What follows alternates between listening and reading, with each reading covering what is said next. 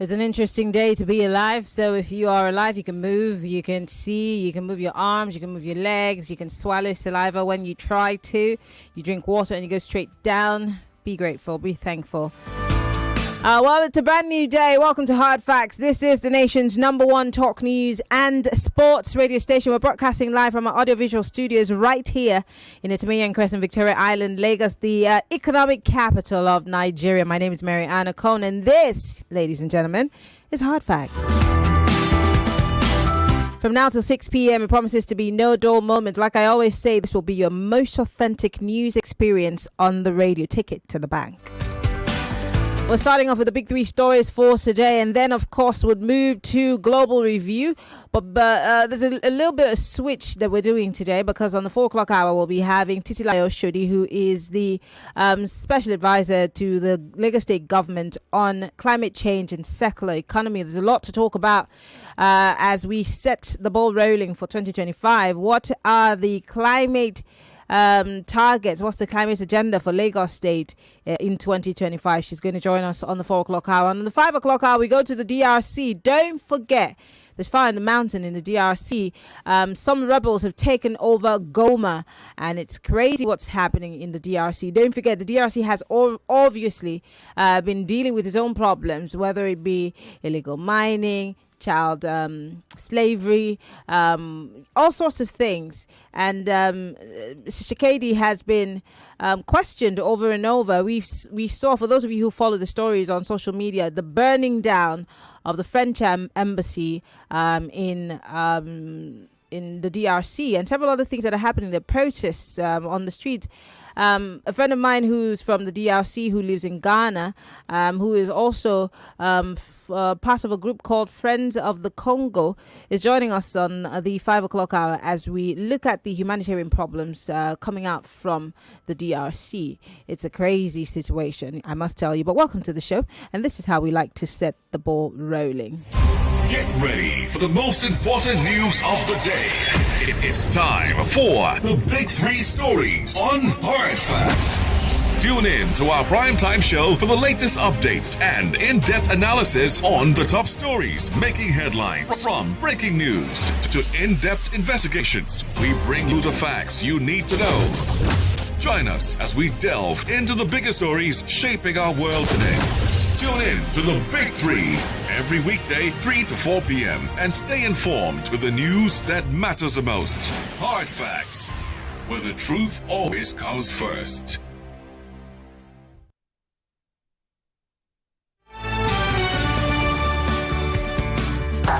This is Hard Facts. And yes, it is Hard Facts, 99.3 Nigeria Info. We're live, facebook.com/Nigeria Info FM. We're live on YouTube, Nigeria Info FM. Join the conversation. If you're listening from outside of the country, we're on Skype at Nigeria Info FM. And you can also send us WhatsApp messages on 0809 5975 805. You can join the conversation also via telephone lines when the time is right. But let's go into the big stories for today. We'll start with the Premium Times newspaper, which says, bribery scandal without probe. Reps clear committees of alleged corruption. Do you remember? I did tell you about a corruption where, an allegation about House committees that were engaged in some sort of an extortion racket. In fact, I think that the head of the committee also had come out to say that, there's no such thing happening, but no investigation took place. The same committees were cleared, and these are university tertiary institutions in Nigeria who made the allegations that some members of these budget committees were asking them to part with certain amounts of monies for them to approve their budgets. Do you remember the conversations we had yesterday with our guest on Balogo and Broad?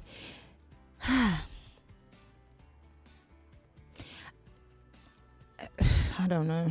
I really don't know what to say. These are hefty allegations. And don't forget about the fact that Budget had written to the National Assembly about also padding different, other ministries, departments and agencies' budgets with irrelevant, ridiculous things. that have nothing to do with those agencies. And we say that there is no corruption. There's no need to investigate this. Anyway, let's read this story from the Premium Times newspaper. Now, on Saturday, Premium Times had published an investigation revealing how some committees, both at the Senate and the House of Representatives, were engaged in an extortion racket targeting tertiary institutions in Nigeria. The House of Representatives finally reacted to the reports of corruption allegations involving some of its standing committees.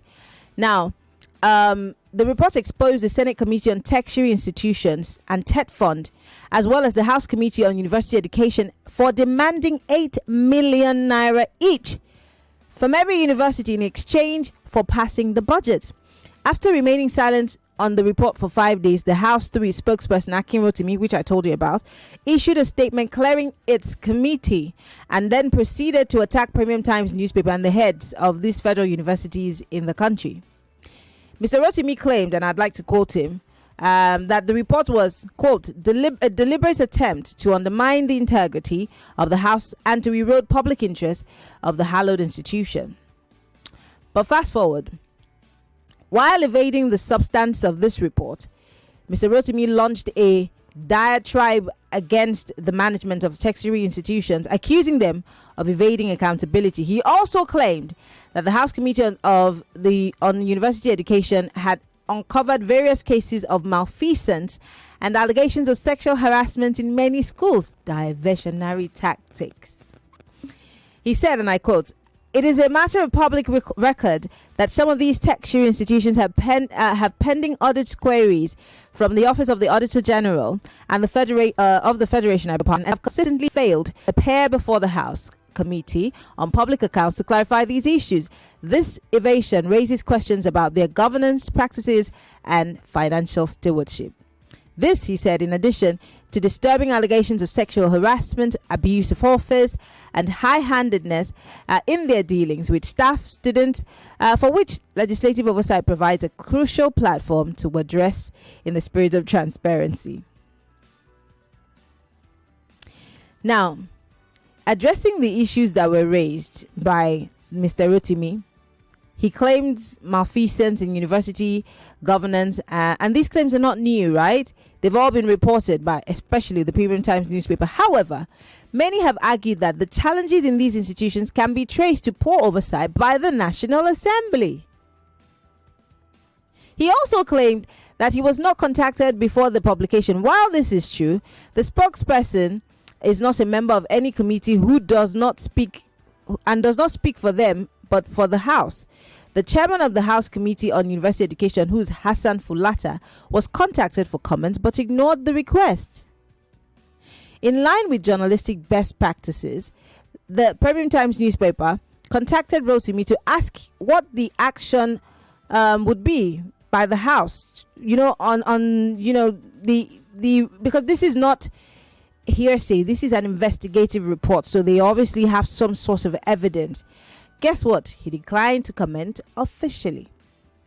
So they've gone ahead to pass and clear these TET Fund and other institutions passed their whatever into the budget, but refused to investigate members of their committee on the allegations put out by Premium Times. Because if they had no evidence, I'm guessing that by now they would have said arrest them. What does this say about our legislators? I went through that whole script because I wanted to get to this point. Because the legislators are there for a reason, oversight functions.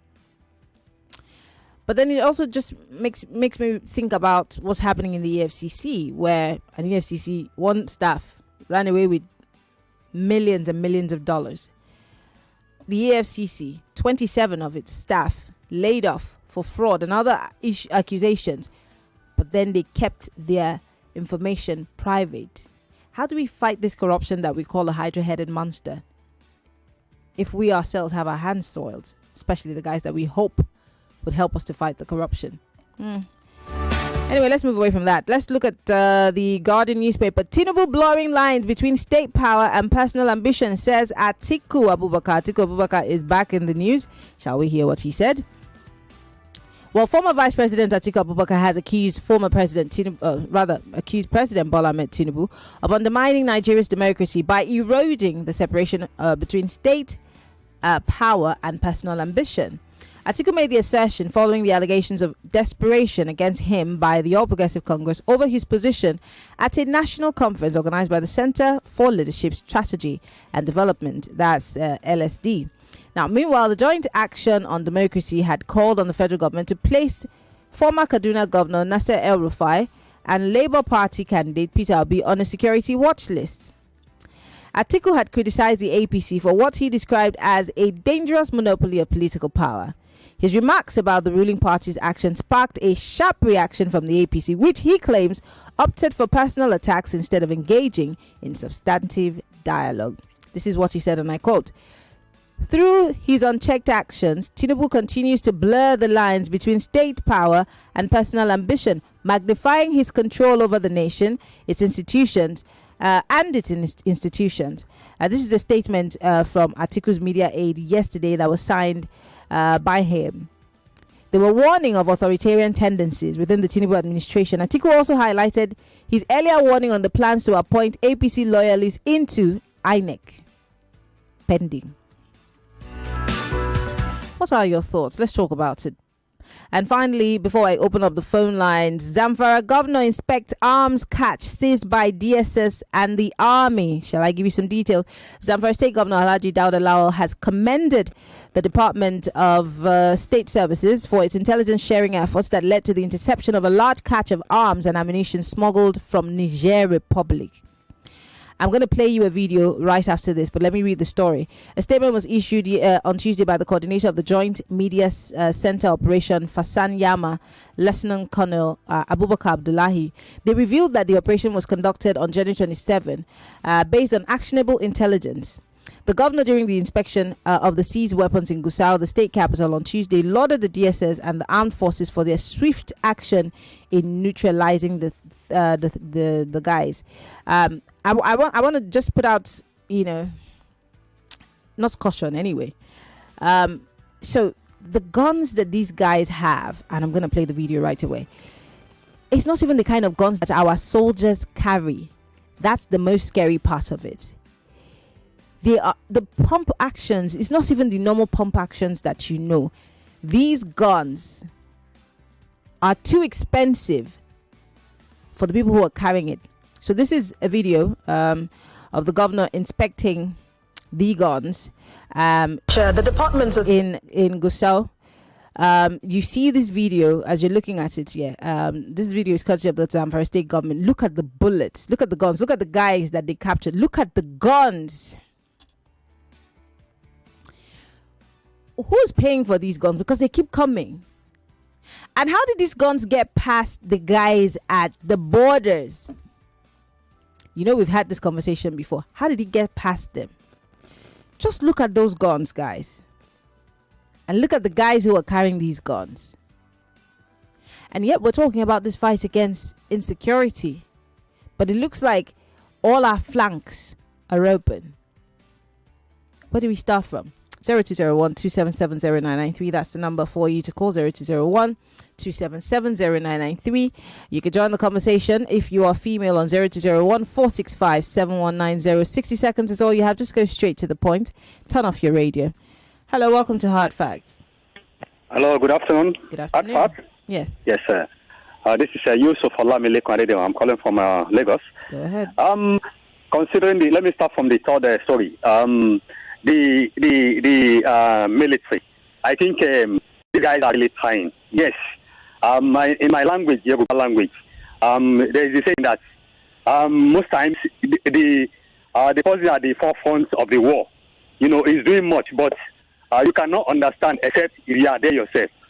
The topography of the northern part of the country and even the southern here. When you see the borders, they are too porous. Yes. So you asking how this ammunition gets in, and it's a very simple answer. So there are loopholes. They come in the way other things come into the country. So I think these guys need to be appreciated. We need to continue using your media like this to encourage them, to pray for them, So I pray for Nigeria Army. God should continue to protect them. So let me stop on that. Thank you. Thank you very much for calling. Hello, welcome to Hard Fact. Good afternoon, Maryann. Yes. You have Emmanuel on the line speaking. Go ahead, Emmanuel. About the issue of insecurity and the ammunitions and so on. People who are bankrolling all this won't go to the war front, to fight for their political interests and financial interests. Revelations are beginning to come in, that there are some Chinese in Zamfara, in Kaduna, and some other states, beneath this illegal mining. And they are not being killed when they say 50 people are killed in Zamfara, 20 people are killed in Kaduna. Who are these Chinese? And Nigerians are beneath sponsoring all of this because of financial interest. Now, this is my point. In the next 20 years, 10 years, I don't think we are going to go out of this because people are who kidnap in the next 20 years are being freed on the streets, today. So Nigerian children need enlightenment, they need education, they need skills acquisition because somebody who is aware won't go and carry a gun, that one person buy, for him. Yeah. Just because the general or the one person has also molested, want to make financial gains, illegally. So you need to enlighten the people in this country. Thank you very much. We have to go on a break right now. When we come back from that break, it's still the Big Three Hard Facts, 99.3 Nigeria Info. We're live on Facebook and YouTube. Post your comments on our live feed. We'd love to hear from you. We'll be right back after these messages.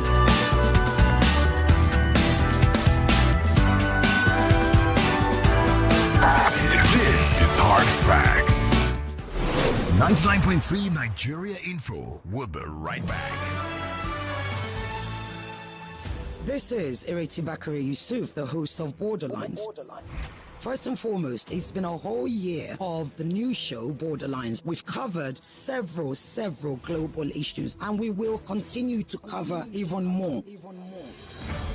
Now, if you have any suggestions regarding Borderlines, whether it's how you want us to be better, what you want us to change, it'll be an interesting thing to learn from you. We will be most appreciative if you could share it with us. You will have to go to any of the Borderlines posts. Borderlines on YouTube at Nigeria Info 99.3, on Instagram at Nigeria Info FM Lagos, on Facebook, we post all the Borderline posts there, and also on Twitter, which is now called X. Just go there in the comment section, put your suggestions, and honestly, we're going to review as many of them as possible. If you like, you can hashtag Borderlines, all right? And if there's a story that you had been wanting us to cover, global events, global news, that's what we talk about. Until then, have a fabulous new year. Bye-bye, all the best.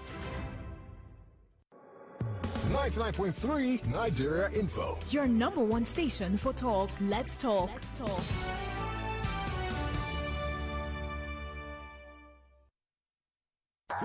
This is Hard Facts. Let's take you on a journey up the stairs, the corporate ladder of success. So apprenticeship system continue to create every 7 years champion. What's your vision for your company? What's your vision for your product? When you hire people, don't tell them the strategy, tell them the vision.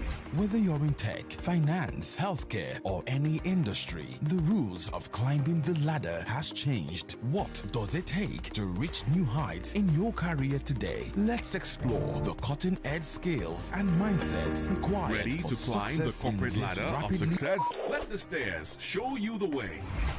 In today's fast-changing world, success requires more than just hard work. It demands adaptability, emotional intelligence, and digital savvy. Every last Wednesday of the month from 4 to 5 p.m., we bring you the strategies and stories you need to thrive. Hear from industry trailblazers and visionaries sharing their secrets, how to network like a pro, harness the power of mentorship, and stay ahead in your career. Because climbing the ladder isn't about the corner office anymore. It's about thinking big, staying agile, and making meaningful connections. So, whether you're just starting out or chasing the next big leap, join us on the stairs. Let's elevate your career together on 99.3 Nigeria Info.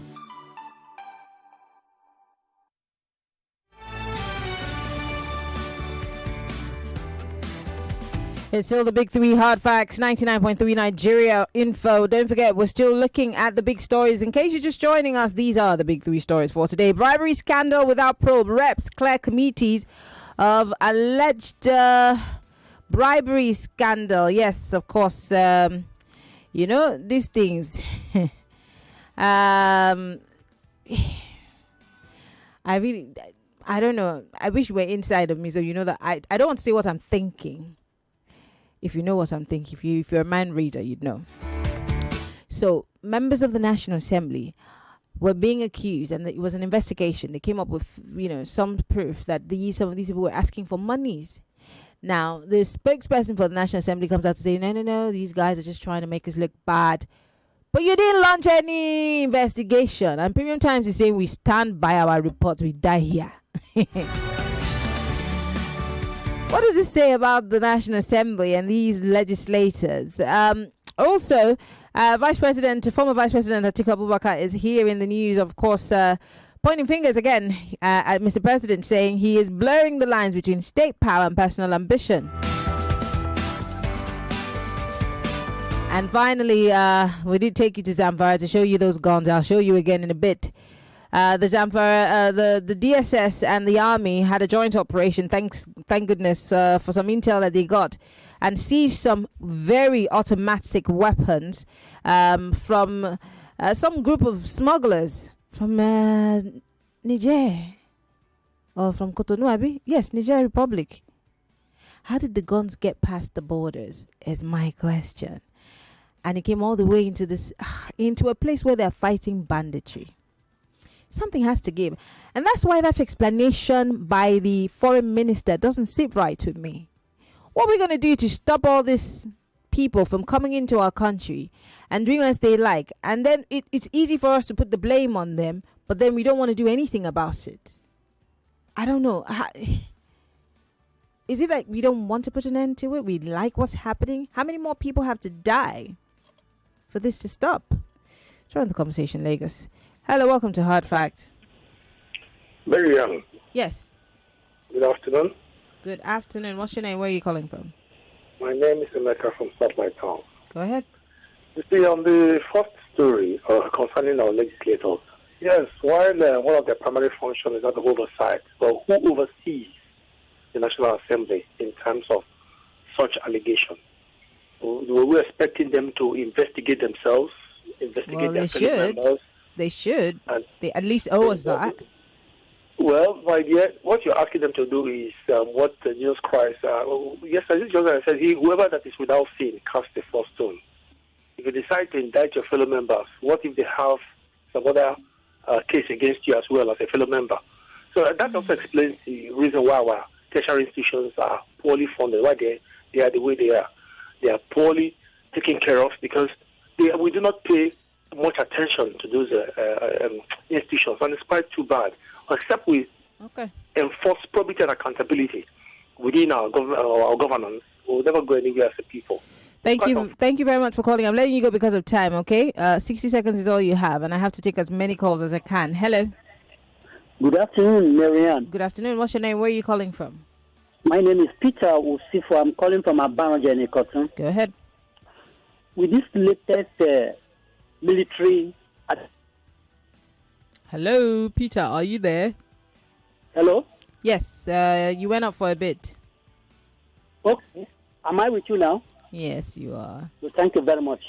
As I said with this military, the latest military achievement in Zamfara State, our military men should be commended. And again, I wish we Nigerians or the government should know that the three Sahel states, especially the three Sahel countries, Burkina Faso, Mali, and Niger, for us saying that they should still remain in ECOWAS, in as much as we have exited recently. We should stop being hypocritical about it. We should allow them to exit because they are the cause of the porosity of our borders. Yeah, even if we say that Niger and Burkina Faso and all of those people are no longer in ECOWAS, are they the ones that say that your borders should be porous? Okay, that's what I'm just trying to say, that we should stop being hypocritical about. Yeah, about but you are taking your blame across the border. Them go. You understand? And again, your time is up. I'm sorry, your time is up. That the 400 men. Your time is up. It's still in our minds. So all right, thank you very much for calling. But really, seriously, why do we always like to not face our problems squarely and try to look for people to blame it on? If your borders were secured properly, even the Mexicans that are trying to sneak into America, person they catch them, there's ICE. You have borders where somebody can just cross. There's one in my state. If you go to Katsina, there's so many. There's just like a fence, small fence, short fence. They will cross over. Tighten your borders, and then maybe we can start having a conversation. So when nothing goes in and out, but we're not doing that, and we're saying, "Oh, ECOWAS." Come on, man. Come on, guys. Let's be like, come on. Hello. Sorry about that. Call me back if that was you. Hello, welcome to Hard Facts. Hello, good afternoon, Maryann. Yes. Yeah, my name is Emeka. Emeka, go ahead, please. God bless you. For the arms that was caught is a very good distance from the military. But my question now is that the government should investigate who brought in these arms. Were they spirits? They don't be human being bring them. Now human being bring the arms now. So it should be investigated. Because I have seen that this issue of insurgency, yes, I know it has external force, and people are also bringing. There's a problem that said that if the rat inside the house, that will go and tell rat outside the house, come and see where there is fish. So we have to end this because, like I said earlier, how many people need to die again before we stop this thing? It's getting out of hand. We are losing brains. We are losing intelligence. We are losing men of timber and caliber. We lose, we are better than everything. Nobody dies and come back. So please, our government should investigate properly. Let's see how we can handle this thing. My name is Thank you very much. Emeka, Nigeria. Thank you very much, Emeka. Robert is calling us from Apapa. Hello, Robert. Yeah, good afternoon. Good afternoon. I want to ask you, please. Me, I don't know. I'm a novice. What does the law say? As in, if they catch a terrorist, is it? I don't know what the law says. So I would be glad if you will educate me, because enough of this. They catch this one tomorrow. We don't know anything about them again. Thank you very much. All right. Thank you very much for calling. Hello. Welcome to Hard Facts. Hello. Hello, Maryann. Yes. Good evening. What's your name? Where are you calling from? Good evening. I met you from. All right. Go ahead. Maryann. Can corruption fight itself?